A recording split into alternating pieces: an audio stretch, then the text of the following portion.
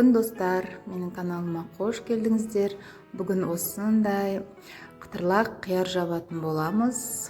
Менде 3 литрлік банка және крышкасы, резьбовой крышка.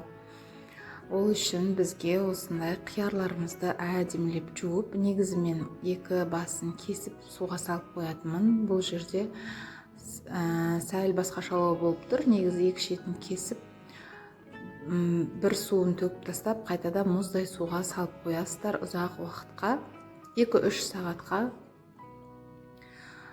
Сонымен сырттарын жақсылап жуып алып, қиярларымызды дайындаймыз.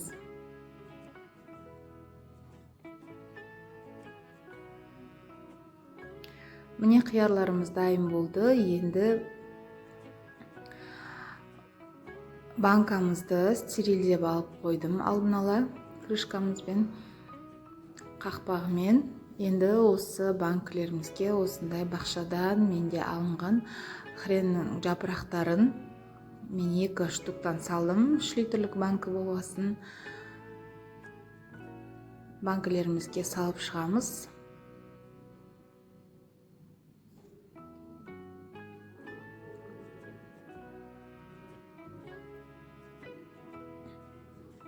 Және де укроптың таяқшаларын мінеке уже бақшаның уақыты өткеннен кейін менде осындай сап-сары болып тұр, бірақ сонда да дәмін береді. Осындай укроп таяқшаларын қосамыз.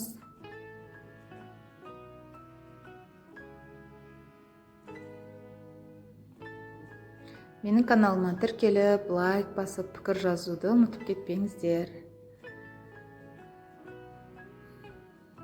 Енді осындай сарымсақтарымызды саламыз. Және де болгар бұрышын саламыз. Менде бәрі осы бақшадан алынған өнімдер. Енді қиярларымызды әдемілеп банкімізге жайғастырамыз. Сәл үлкеніректерін астына жіберіп, майдаларын бетіне жібердім.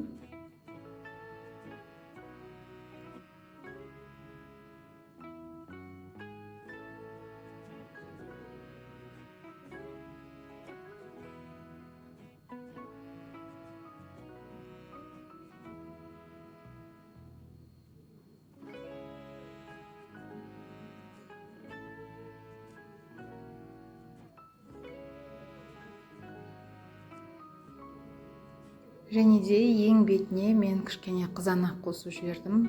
Өйткені бұл тез атылып кетпеуіне де септігін тигізеді, және де ассорти ретінде де ет асып жеген кезде де қамырына қосқанға өте күшті.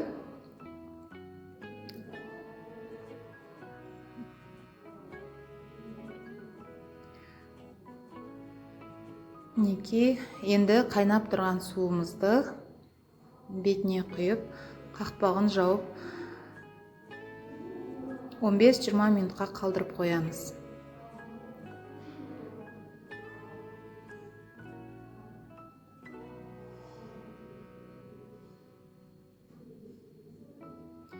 Міне 3 банкімізге де су құйып қойдық. Уақытымыз өтті. Енді суын, бірінші құйылған суды мен төгіп тастадым. Өйткені көптеген жаңағы микробтары, ластаттарын барлығы шығатын болады. Бірінші суын қайнататындар да болады. Мен бірінші суын төгіп тастадым. Және де екінші рет таза суды қайнатып құйдым. Менікі резьбовой крышка болғандықтан мен осы таза суды 2 қайнатып құямын.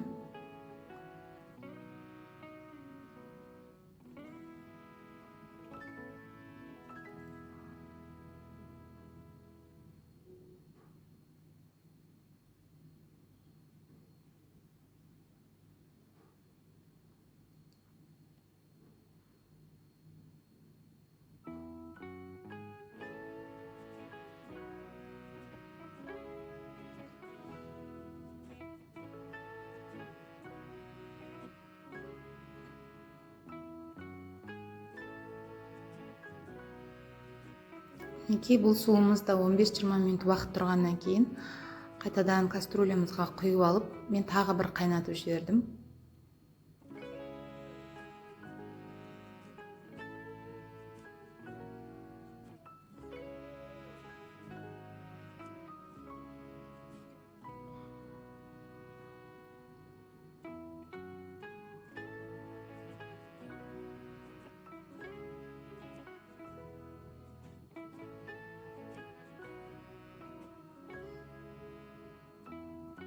Енді суымыз тағы бір қайнағанға дейін мен осындай қосатын қоспаларымызды қосып дайындап қойдым. Қара бұрыш, горошек қара бұрышымызды және де лавр жапырағымызды саламыз.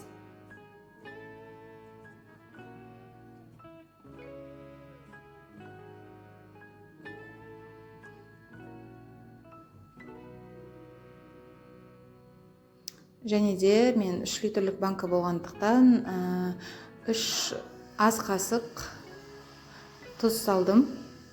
Қатты толтырмай.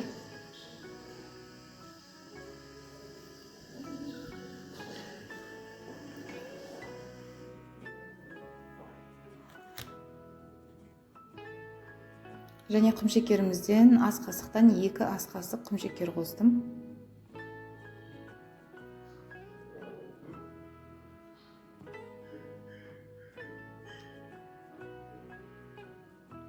Енді 70% уксусымыздан ас қасықты сәл қатты толтырмай құйып шықтым. Оға дейін біздің суымыз қайнайды. Міне суымыз қайнады. Енді осы қайнап тұрған суымызды банкілерімізге құйып, уже жабуға дайындаймыз. Барлық қоспалар қосылды. Суымызды құйып алып, бұл крышка, резьбовой крышка бұрай саламыз да, төңкеріп, жылы жерге орап қоямыз бір күнге.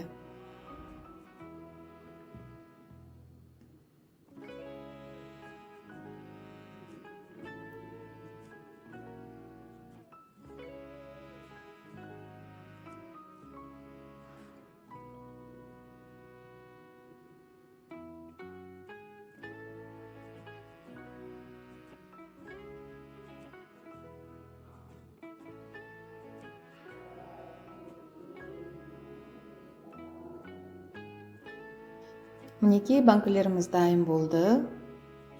Бір-бір тексеріп аламыз, ешқандай су ағып тұрған жоқ па деп крышкадан. Және жылы жерге орап қоямыз. Барлықтарыңызды жасап көріңіздер. Қыста бұйыртып жегізсін, ас болсын сіздерге де.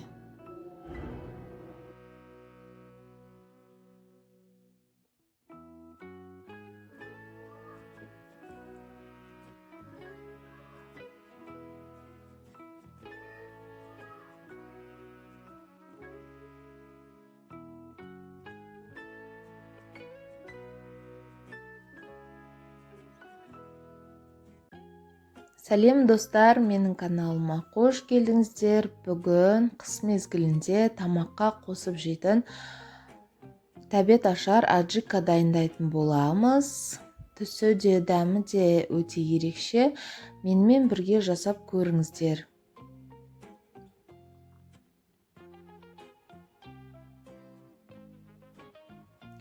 Ол үшін бізге қажетті заттардың барлығын жуып, тазалап алдық. Енді осы заттарды ет тартқыштан өткізетін боламыз. Ең алдымен осындай қызанақты ет тартқыштан өткізіп алып, бірден дайындыққа кірісіп кетеміз. Қызанақты өткізіп алғаннан кейін бірден отқа қойып қайната беретін боламыз. Қызып тұрған ыдысымызға мінекей қызанағымызды салып қайнатамыз. Қызанағымыз, помидорымыз өстіп отқа қойып қоямыз да басқа келесі заттарымызды ет тартқыштан өткізе береміз. Енді болгар бұрышын ет тартқыштан өткізіп аламыз. болгар бұрышынан бұрын осындай ащы бұрышымызды өткізіп жібереміз. Артынан болгар бұрышын, болгарский перецті тартамыз.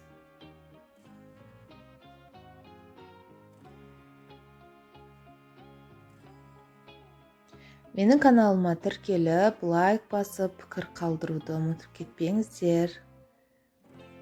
Қолдауларыңызға үлкен рахмет. Видеоны соңына дейін көріп, менімен бірге жасауларыңызды сұраймын. Мінекей болгар бұрышын өткізіп аламыз. Ащы бұрыштың артынан оға дейін қызанағымыз қайнай береді. Қызанақ қайнаған уақыттан бастап жарты сағатқа дейін осылай кішкене суы тартылғанша қайнатамыз.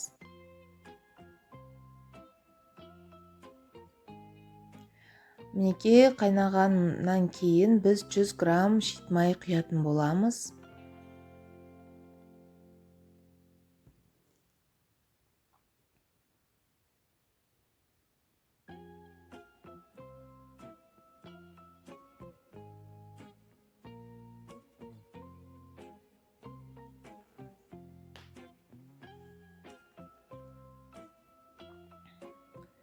Мінекей уақытына дейін қайнады. Енді үстіне ащы бұрышымыз бен болгар бұрышымызды қосып, тағы да қайнатамыз.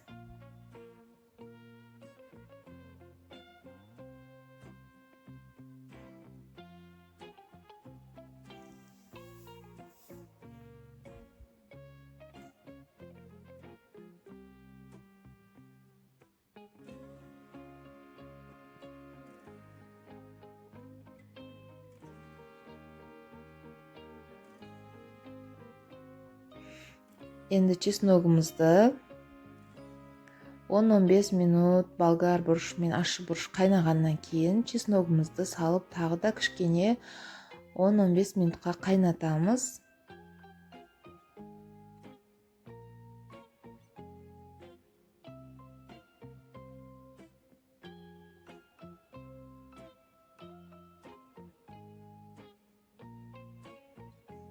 Мінекей енді укроп петрушкамызды саламыз.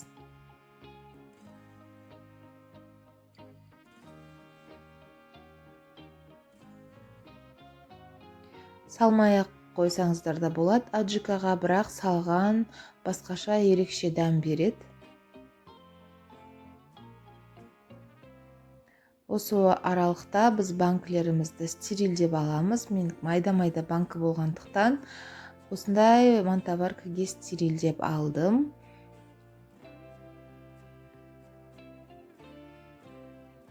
Мінекей тұзымызды қосамыз дәміне қарай. Және 2 ас қасық құмшекер қостым.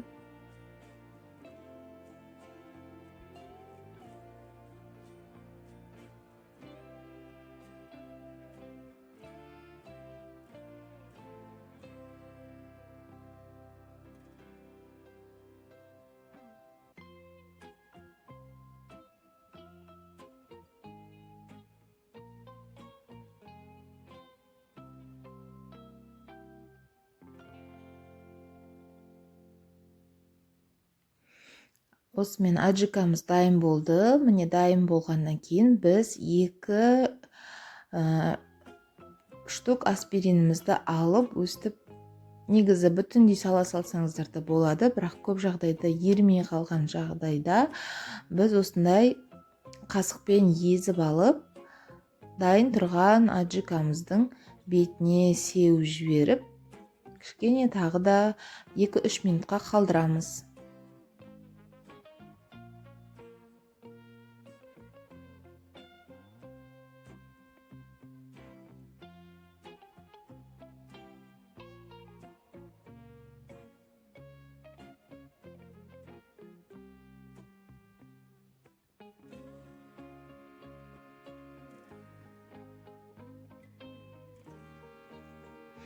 Мінекей, енді дайын аджикамызды өстіп стерилденген банкілерімізге құямыз. Бізде кәдімгі воронканың аузы кішкентай, ал банкіге құятын воронканың аузы дәу болғандықтан мен осындай баклажкадан кесіп воронка жасадым. Құюға ыңғайлы болу үшін майда банкілерге. Сіздерге лайфхак. Майда банкіге осылай воронка жасап алсаңыздар болады. Неке барлық банкілерге құйып шығамыз.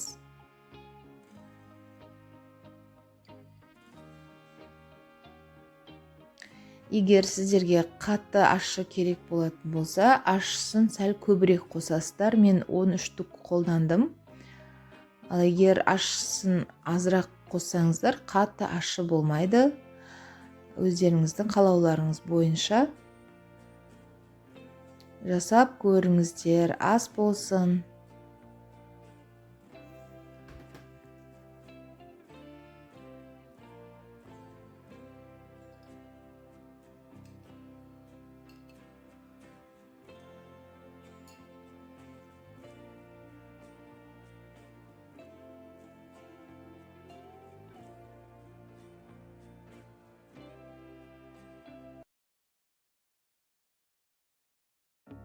Қайырлы күн достар, менің каналыма қош келдіңіздер. Бүгін осындай қайнатпай жасай салатын тез арада аджика дайындайтын боламыз.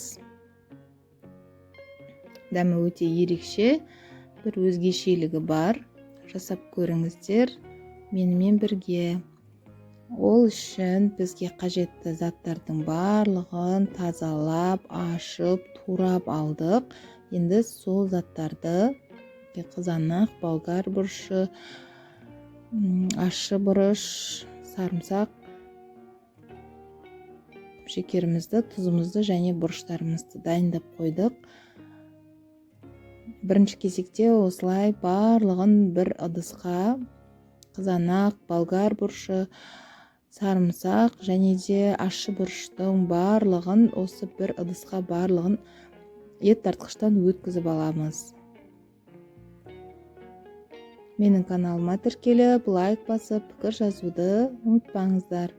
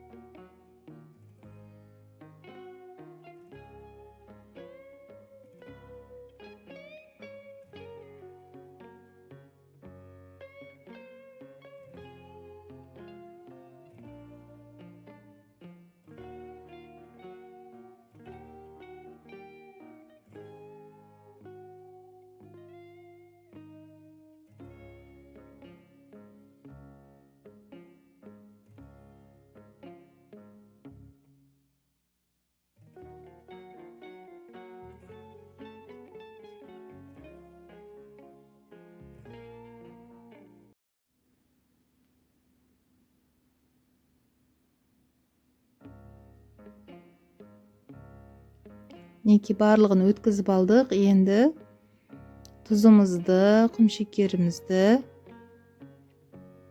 және де бізге бұл аджиканың ерекшелігі бізге осындай қызыл бұрыш пен қара бұрыш керек болады.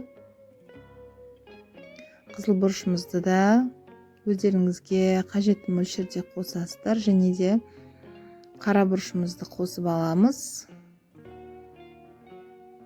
Сөйтіп барлығын бірге араластырып шығамыз. Бұл аджиканың жасалу жолы бар болғаны осы ғана. Жасап көріңіздер, өте ерекше, басқаша дәм береді. Достарыңызбен бөлісуді ұмытпаңыздар. Ас болсын!